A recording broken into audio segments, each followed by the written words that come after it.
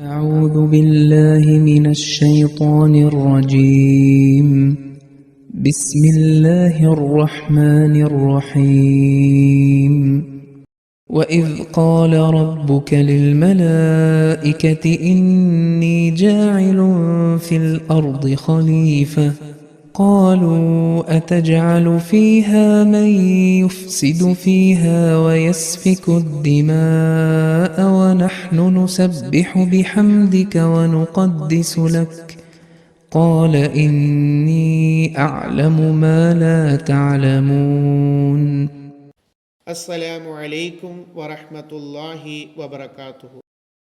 നാം ഓതിക്കേട്ട ആയത്ത് സൂറ ബഖറയിലെ 31-ാം വചനമാണ്. അതിൻ്റെ അർത്ഥം ഇപ്രകാരമാകുന്നു: ഞാൻ ഭൂമിയിൽ ഒരു പ്രതിനിധിയെ നിശ്ചയിക്കുവാൻ പോവുകയാണെന്ന് നിന്റെ നാഥൻ മലക്കുകളോട് പറഞ്ഞ സന്ദർഭം ഓർക്കുക.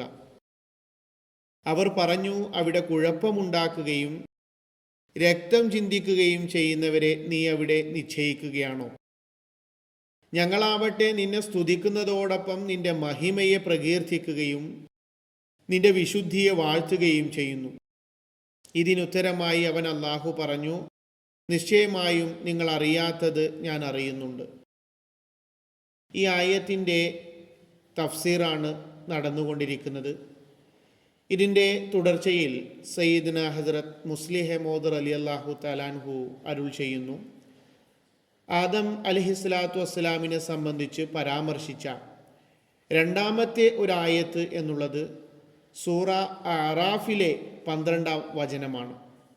അതിപ്രകാരമാകുന്നു: വലഖദ് ഖലഖ്നാകും സുമ്മ സവ്വർനാകും സുമ്മ ഖുൽന ലിൽ മലായികതി ഇസ്ജുദു ലി ആദമ.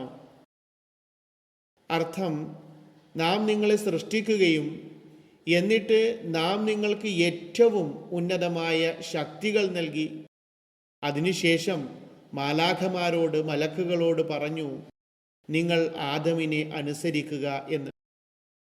ഞാനിവിടെ സുമ്മ സവ്വർനാക്കും, അതായത് രൂപം നൽകി എന്നതിന് ശക്തി നൽകി എന്നാണ് ഇവിടെ പറഞ്ഞിട്ടുള്ളത്. ഇത് നിഘണ്ടു അനുസരിച്ച് തന്നെയാണ് പ്രയോഗിച്ചിട്ടുള്ളത്.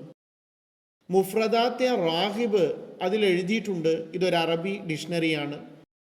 ഒരു രൂപം എന്നുള്ളത് ബാഹ്യമായ ഇന്ദ്രിയങ്ങൾ കൊണ്ട് അറിയാൻ സാധിക്കുന്നതാണ്, അല്ലെങ്കിൽ കാണാൻ സാധിക്കുന്നതാണ്.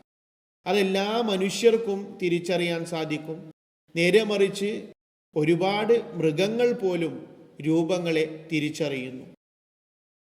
ഉദാഹരണമായിട്ട് മനുഷ്യൻ്റെ രൂപം, കുതിരയുടെ രൂപം, കഴുതയുടെ രൂപം, ഇവയൊക്കെ തന്നെ മനുഷ്യരെ പോലെ മൃഗങ്ങളും കാണുന്നു. എന്നാൽ രണ്ടാമത്തെ ഒരു രൂപം എന്നുള്ളത് അത് വെറും ബുദ്ധി കൊണ്ട് മാത്രം കാണാൻ കഴിയുന്നതാണ്. അത് പ്രത്യേക അസ്തിത്വങ്ങൾക്ക് മാത്രമാണ് കാണാൻ സാധിക്കുക. ഒരു മൃഗമെന്നല്ല, സാധാരണ ഒരു മനുഷ്യന് പോലും അത് ഊഹിക്കാൻ സാധിക്കുകയില്ല. ഉദാഹരണമായിട്ട് 2 രൂപം കൊണ്ടാണ് മനുഷ്യനെ വ്യത്യസ്തനാക്കിയിരിക്കുന്നത്: അവൻ്റെ ബുദ്ധിയും ചിന്താശക്തിയും. അതുപോലെ തന്നെ വ്യത്യസ്ത വസ്തുക്കളെ പരസ്പരം വേർതിരിച്ചറിയാനുള്ള ശക്തികൾ, അതിനെയും രൂപമെന്ന് വിളിക്കും. ഇതിന് ചുവടെ സയ്യിദ്ന ഹസ്രത്ത് മുസ്ലിഹ് മൗദ് റളിയല്ലാഹു തആല അൻഹു പറയുകയാണ്, ഈയൊരു വാചകത്തിൽ നിന്നും പ്രകടമാവുന്നത് അറബി ഭാഷയനുസരിച്ച് സൂറത്ത് അഥവാ രൂപം എന്നുള്ള വാക്ക് ബാഹ്യമായ രൂപങ്ങൾക്കും അതുപോലെ തന്നെ ആന്തരികമായ അഥവാ ആന്തരികമായ ശക്തികൾക്കും ഉപയോഗിക്കാറുണ്ട്. ഈയൊരു അർത്ഥത്തിൻ്റെ അടിസ്ഥാനത്തിലാണ് ഞാനിവിടെ സുമ്മ സവ്വർനാക്കും എന്നതിന് നിങ്ങൾക്ക് ഏറ്റവും ഉന്നതമായ ശക്തി നൽകി എന്ന് അർത്ഥം കൊടുത്തിട്ടുള്ളത്.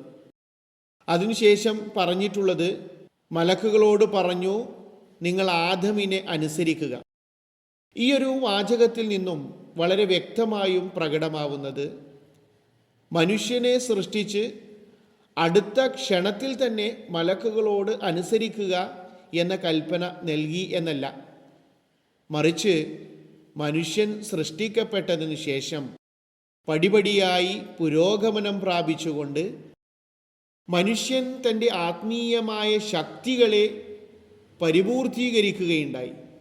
ആ സമയത്താണ് ആദമിനെ അനുസരിക്കുക എന്ന് പറഞ്ഞ് കൽപ്പന നൽകുന്നത്. മറ്റൊരു കാര്യം കൂടി ഈ ആയത്തിൽ നിന്നും വ്യക്തമാകുന്നുണ്ട്.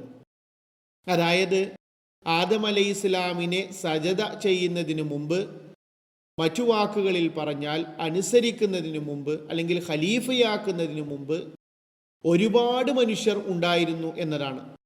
കാരണം ഈ ആയത്തിൽ ഇങ്ങനെയല്ല പറഞ്ഞിട്ടുള്ളത്. അതായത് ആദമിനെ സൃഷ്ടിച്ച് ആത്മീയമായ രൂപം നൽകിയതിനു ശേഷം മലക്കുകൾക്ക് സജദ ചെയ്യാനുള്ള കൽപ്പന നൽകി, ഇങ്ങനെയല്ല പറഞ്ഞത്. മറിച്ച് ബഹുവചനമാണ് ഉപയോഗിച്ചിട്ടുള്ളത്. നാം നിങ്ങളെ സൃഷ്ടിച്ചു, അതുപോലെ തന്നെ നിങ്ങൾക്ക് ആത്മീയമായ രൂപം നൽകി, അതിനുശേഷം മലക്കുകൾക്ക് സജദ ചെയ്യുക എന്ന് കൽപ്പന നൽകി. അപ്പോൾ ഇവിടെ നിങ്ങളെ സൃഷ്ടിച്ചു, അതുപോലെ തന്നെ നിങ്ങൾക്ക് ആത്മീയമായ രൂപം നൽകി എന്നീ വാക്കുകൾ വളരെ വ്യക്തമായും പറയുന്നത് ആദം അലൈഹിസ്സലാത്തു വസ്സലാം ആദ്യ മനുഷ്യനല്ലായിരുന്നു എന്നാണ്. നേരെ മറിച്ച് അദ്ദേഹത്തിൻ്റെ കാലത്ത് മറ്റൊരുപാട് മനുഷ്യർ ആത്മീയമായ രൂപം നേടിയിട്ടുണ്ടായിരുന്നു. അതിൽ ആദം അലൈഹിസ്സലാം ഒരു പൂർണ്ണ അസ്തിത്വമായതുകൊണ്ട് അദ്ദേഹത്തെ ഖിലാഫത്തിൻ്റെ ആ പദവിയിലേക്ക് അവരോധിക്കുകയും അദ്ദേഹത്തെ അനുസരിക്കാനുള്ള കൽപ്പന മലക്കുകൾക്ക് നൽകുകയും ചെയ്തു. വാഖിർ ദഅവാന അനിൽ ഹംദുലില്ലാഹി റബ്ബിൽ ആലമീൻ.